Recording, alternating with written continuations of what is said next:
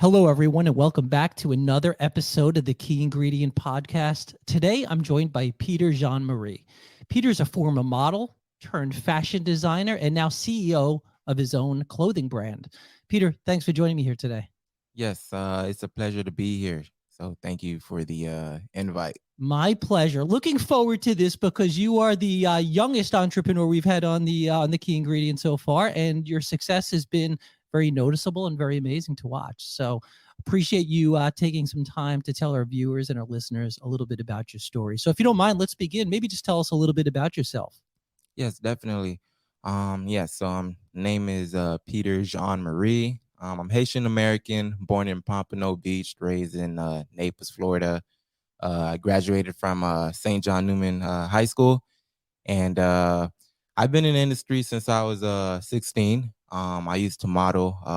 Started off with modeling for Gap, and from there, I wanted to get on the creative side of things of fashion. So a year later, I started looking into school, different colleges, design schools. I was a sophomore at the time, and by the time I was a junior, submitted a few sketches, and I was already accepted to the school that I wanted to go to. And from there, everything's been history. I graduated from the Miami International University of Art and Design, which used to be called the Art Institute of Miami, and graduated in 2018. Launched my business in 2018, and from there, just been pretty consistent on this journey. Yeah, wow, great story. So let's go back in time a little bit. So you said at 16 you kind of got started. Is that when you started modeling? Correct. Okay, so let's go a few years before that, if you don't mind. Mm-hmm. So maybe back to 13, 14 years old. What were you like? What were your interests? Did you always think you wanted to get into either modeling or fashion? What were you thinking at that time? At the time, I always had a love for clothing, buying the cool shoes, being the cool kid in class. And actually, I just wanted to be an actor. I wanted to be one of those Disney Channel kids Okay. and all that. So that's where, my head was at the time.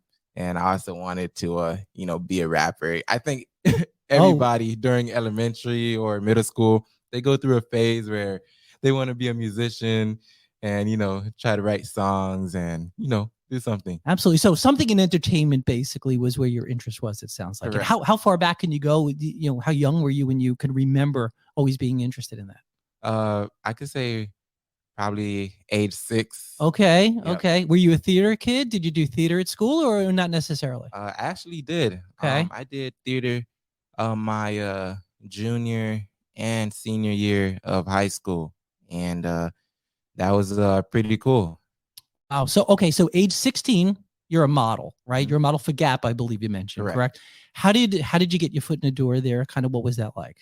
Well, my cousin, Scott Jean-Marie, he's a model and actor. He was already in the entertainment business at the time, played in the movie Step Up 3D. And from there, I asked him for, some of his connects, of course, some of his contacts. And from there, I kind of just witnessed how, he did business. And from there, he gave me a few different agents I could contact. And I did a little research of my own. And from there, I went with the one that was good for me. Wow. Not an easy industry to break into. Oh, no. The industry, I started learning how the industry works literally at age 16. Okay. As far as, how in order to get to a certain level, you have to spend money. And that's something that I didn't have. And I remember before, signing with this agency, I went door to door to my neighbors. I created this flyer of a few potential pics of me being a model and was like, hey, I'm trying to be a model. I need X amount of money. I love pay that. This agent. And I did all of that. And I was able to, pay the agent and start. I was gonna say, what was the reception like? Were people understanding and supportive of you trying to, going door to door? I mean, you were an entrepreneur then at a very young age, because that's not an easy thing to do, right? Mm-hmm. Approach strangers and ask them for something. How did that go? So I wasn't really too scared. I had a Ziploc bag, and I could say one thing that I know how to do is sell myself. In Mhm. other words, be myself. And from there, some people said yes, some people said I didn't have anything, some people said get a job. But at the end of the day, uh, my goal was reached because I took that first step. I took a leap, and from there, now I got the treasure that I needed. That separates people like you from other people, right? I mean, that's one of those things everybody could hear that and say, okay, I could do that. But it's one thing to think about doing that. It's another thing to do it. You face rejection, right? Not an easy thing to do. So I commend you for that. So, okay, so you were a model for Gap. How long did that last? I only did it for about a year, and I did other jobs like commercials, print modeling, and from there, like I didn't have enough time to spend in the modeling business because I was soon going to start college. So that's why I was looking at different routes in the fashion industry where I would actually be able to profit both ways, which is creating my own things and modeling in them. So, at what point in age did you say, you know what, I want to start my own clothing line? 17, So, 16. so 16. Mhm. Okay. So, what sparked that? I mean, you said you were always into fashion. I mean, were you thinking before that it would be great one day to have my own clothing line? Or, I mean, did someone give you advice as far as that? I mean, how'd that work? So back to when I wanted to be a rapper, I used to look at Lil Romeo and his father, Master P, Mm-hmm. and Master P, he's just an entrepreneur type of guy. As a rapper, he created his own clothing brand called P Miller. And I watched some of his movies. I watched a lot of his YouTube videos, and I think I was more so admiring the business side of his career rather than his music.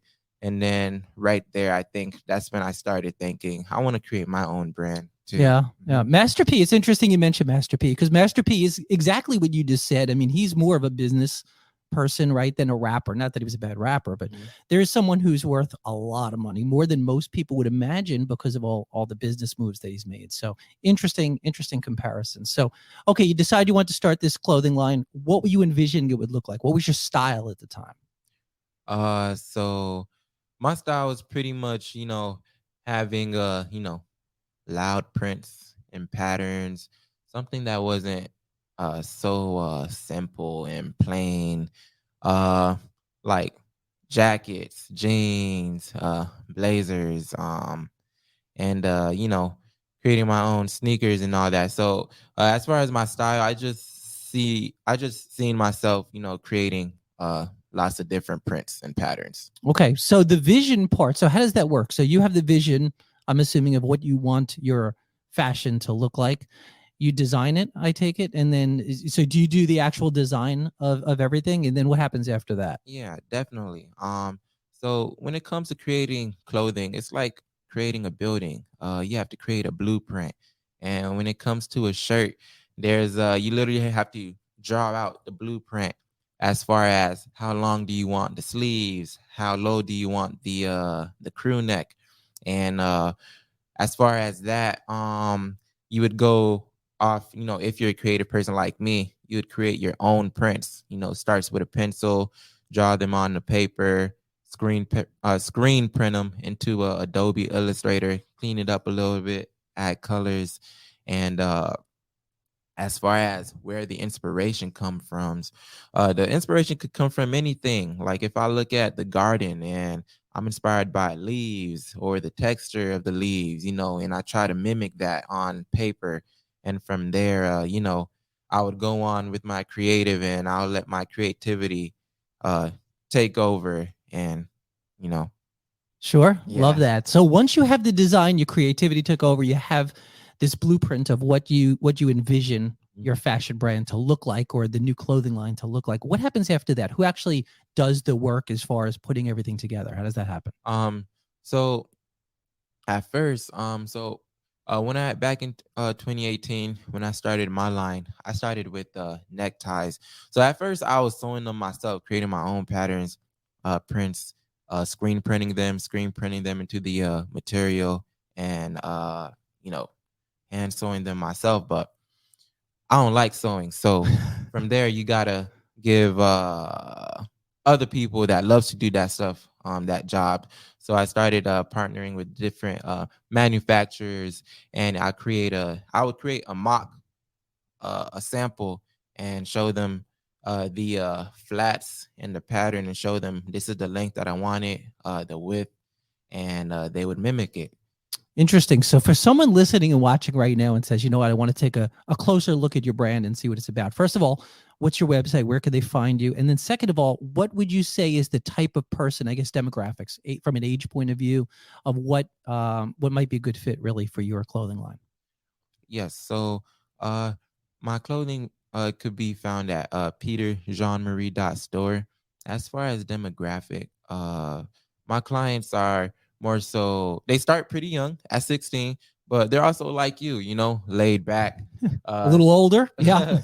yeah, a little older, and somebody who's like, you know, very confident, looking to you know, stand out at times. And here's a fun fact. Even though my line is a menswear clothing line, my number one customers are women, actually. Are they really? Yeah. Okay. Okay. I want to get into that a little bit more. In a few moments, we'll kind of go into that because I want to hear, I guess, your perspective of where you think fashion's going for men and women, especially in where you are right now for both. But before we get into that, so there are a lot of designers out there. Are there any that really inspire you that you say that is a designer that I want to either emulate or just get some kind of motivation from? Yeah, I definitely get my motivation from the brand Loro Piano. They're a very, very, very old brand, and they're well known for creating everything from cashmere and wool, from shirts, jeans, even shoes. Like, and that's the company they were. They specialize in producing products out of cashmere and wool. And I think that brand pretty much inspired me, because I don't know any other brand that focuses or uses just one type of material and become, you know, an international brand out of it, because not once have they ever did any type of advertising. And when it comes to Loro Piana, they really, really, really focus on quality.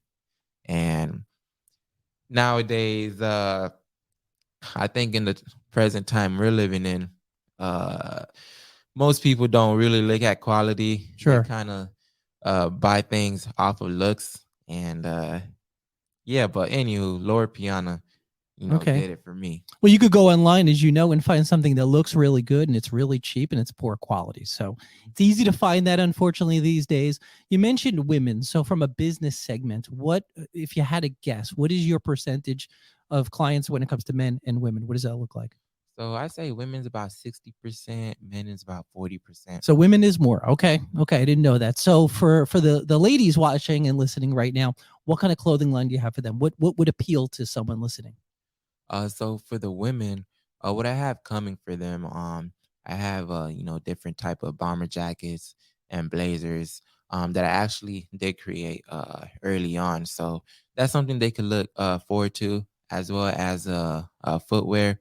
And what was pretty funny is, even though I had I have, like, a line of neckties and all that, women, I don't know, the women, they just love to support Peter Jean Marie, and I've seen women buy buy the neckties and wear them themselves, like whether they Okay. have a man or not, or somebody to give them to or not, and they fall in love with the prints as well. I like that. So it's interesting. And, part of the Key Ingredient podcast is to interview entrepreneurs, right? So here you are, I can argue you're an artist, right? You're someone who has a vision of what you want things to look like. You've been like that from a young age, but in a sense, you're an entrepreneur, right? I mean, that's really what it comes down to. So what have you learned, I guess, from age 16, as far as just having an interest in wanting to model, design clothes and things like that, to being an entrepreneur, which is a huge, huge difference to some degree? While they intertwine, being an entrepreneur is not for everybody. So what are some of the lessons, I guess, you've learned, whether they're good or bad, from being an entrepreneur? Um, I could say what I've definitely learned from the age of 16 is, even though you may know people No matter how much, how many X amount of people you may know, uh, at the end of the day, like, you are your brand, and there's just certain things that you have to do on your own in order to get to where you want to be. And I've learned not to really rely on people to do everything for me, and not to look for any handouts, and especially when it comes to investments. Yeah, yeah. Um, so this past few months, I actually received three no's and one yes that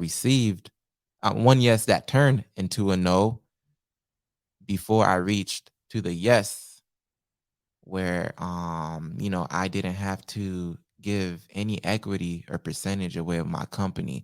It was more so of I had to go through, like, not every no means, like, that it's the end of It it. means not right now Correct. sometimes, right? Correct. For me, every no means that you're closer to a yes. Mm-hmm. And the first four people were business people. The fifth investor wasn't. They didn't care for anything. They just wanted to support. And I received six figures from somebody who Wow. didn't want anything in return. Just somebody who's been looking from the outside in, been really, really following my journey, and just wanted to support. That's a pretty good story. You never know that that one person you could meet one day that could change things around for you quite a bit. Correct. That's really, really interesting. So what would you say has been the biggest obstacle? Is it financing? I mean, I would imagine most businesses it is. Is that the biggest obstacle you face at this point as far as your growth? Uh, uh, that's one of the obstacles for sure. Mm-hmm. But there's always a way to to ease out the finance part, getting a 9 to 5 job.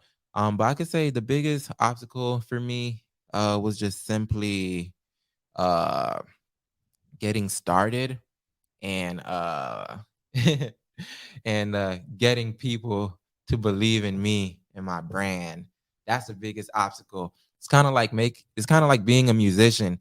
You make about 25 songs, but there's only one song that's gonna get people talking.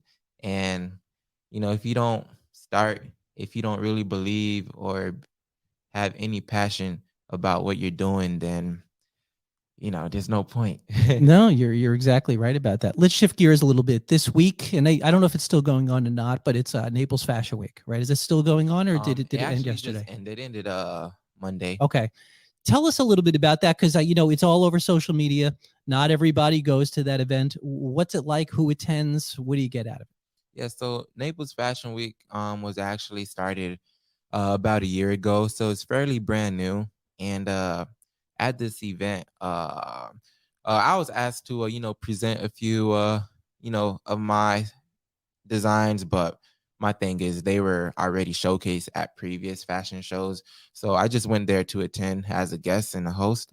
And the designers there, they were fairly, I seen young designers from ages 12 and older designers. Wow. And Naples Fashion Week pretty much just showcased lots of local designers from around the area or outside of the area. And being at that event, you just never know who you're sitting by. Sure. And you just meet lots of interesting people from, like, different areas of the fashion business or outside of business. Yeah. Is it an all day thing? So I know it's a few days, but is it literally all day long, or is it just more in the evening? It's an all day thing. Okay. We had a few different brands come out, and they set up a few little pop ups where locals would come in and purchase a few things from their small brand. And from there, there's cocktail, and there's the interview parts for key known figures. And it's pretty cool. It's really, really cool. It's an all day thing. Yeah, it sounds terrific. So I mentioned your website before, but I know you are all over social media, which nowadays is, I mean, for any entrepreneur, anyone wanting to brand themselves, it's just a great outlet.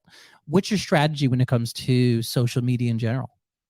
So the strategy that I use is well, I don't I don't sell my products. I sell my story. I sell my stuff. My story is what buys the products.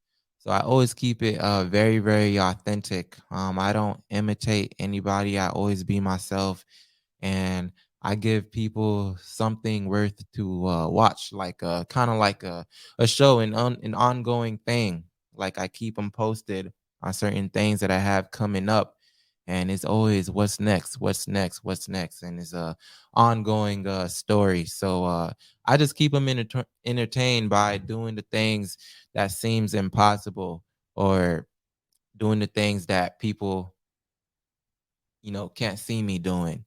And from there, it's like, again, how did he do this? How did he do that? How did he get X amount of money or whatever? So I just stand out. I do the things that most people are scared to do. Love that. That's hey, that's another quality of an entrepreneur, right? Doing things that other people, like I said, want to do but just don't. Correct. It's amazing how many people have ideas and just don't act on it. So you're clearly doing that. As we wrap up here, let me couple of final questions. Your future. I mean, you're a young guy. You're 25, 26? 25. 25. Okay. So you have many, many years ahead of you. You have a head start on everybody else.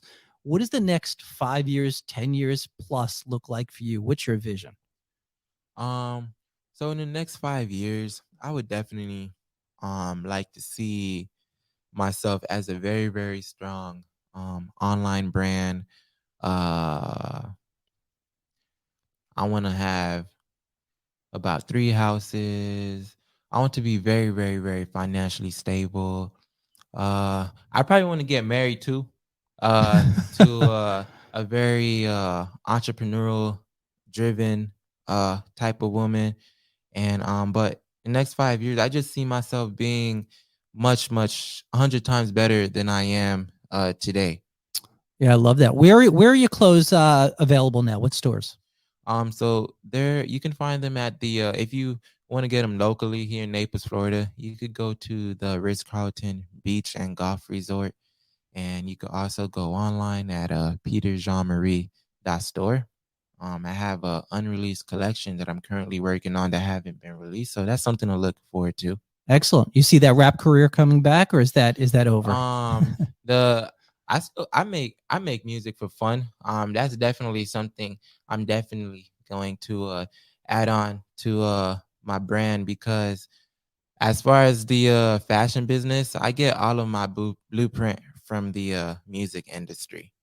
Okay. Yeah. Interesting. So who's your favorite? Who do you like to listen to?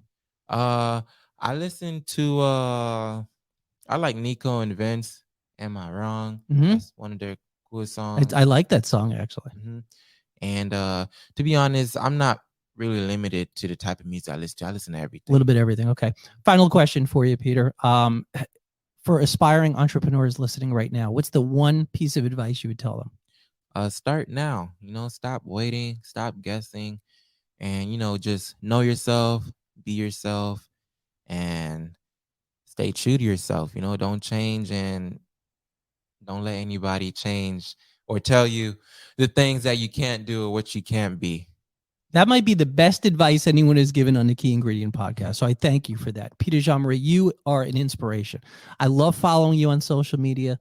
I am excited to see where things go for you. There is no doubt in my mind. I mean, you're already successful. I see this blowing up for you, and I wish you all the best. I want to thank you for being on the Key Ingredient and hope to have you back one day in the future. Yes, most definitely a big thank you to you for having me here. This podcast is going to be bigger than it is today, probably tomorrow, maybe the next day. So it's definitely an honor to be the youngest so far on this podcast. So thank you again. Well, with your words of wisdom for any young aspiring entrepreneur listening right now, we may get someone younger one day, right? Thanks to you. Sure. So thanks again and all the best. Thank you.